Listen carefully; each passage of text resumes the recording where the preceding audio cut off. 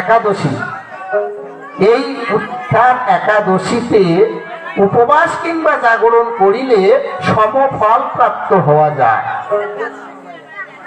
তাহলে সমফলটা কি জিনিস? অর্থাৎ উপবাস করিলে যে ফল, রাত্রি জাগরণ করিলেও সেই একই ফল।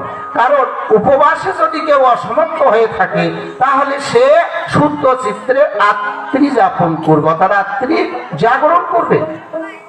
তাহলে উপবাস করে যে ফল পাবে, রাত্রি জাগরণ করে সে একই ফল পাবে। আর যদি কেউ রাত্রি জাগরণ করতে না পারে তাহলে সে উপবাস করবে, উপবাসে যে ফল পাবে জাগরণে সে ফল পাবে।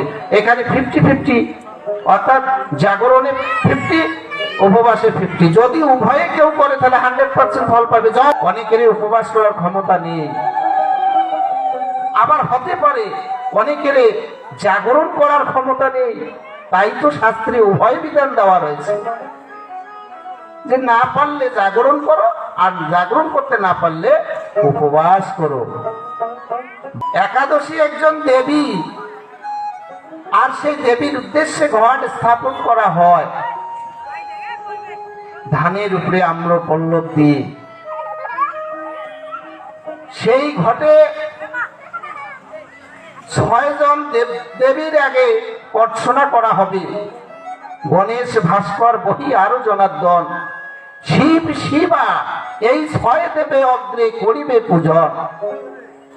তাহলে যারা আপনারা একাদশী করেন, আমরা যারা একাদশী থাকি বা বরাবরই করে থাকি, আপনারা এইটুকু জেনে যাবেন ব্রহ্মবৈবর্ত পুরাণের একাদশী মাহাত্ম্যে যে একাদশী করিলে শুধু জাগরণ একাদশী না, যে 24টা একাদশী রয়েছে, এই 24টা একাদশীর মধ্যে শুক্লপক্ষের একাদশী গারিষ্ঠাশ্রমী ব্যক্তিরা করবে, আর কৃষ্ণপক্ষের একাদশী গারিষ্ঠাশ্রমী ব্যতি রেখে যারা যোগী, ব্রাহ্মণ, বিধবা, এরা কি কৃষ্ণপক্ষ কি শুক্লপক্ষ উভয় পক্ষেরই একাদশী করিবে। যাই হোক, যেই একাদশী করেন একটা ঘট স্থাপন করতে হবে ধানের উপরে আম্র পল্লব দিয়ে। আর এই ঘট স্থাপন করে প্রথম এই 6 জন দেবতার পূজা করে মনে মনে শ্রীহরিকে চিন্তা করতে হবে।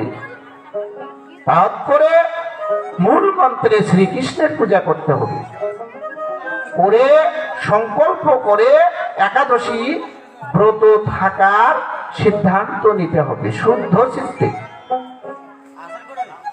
শুদ্ধ চিত্তে দিনের বেলা অতিবাহিত করতে হবে। শৌচ কর্ম বিহীন সকলা নিষ্ফলা ক্রিয়া মুখ শুদ্ধি বিহীন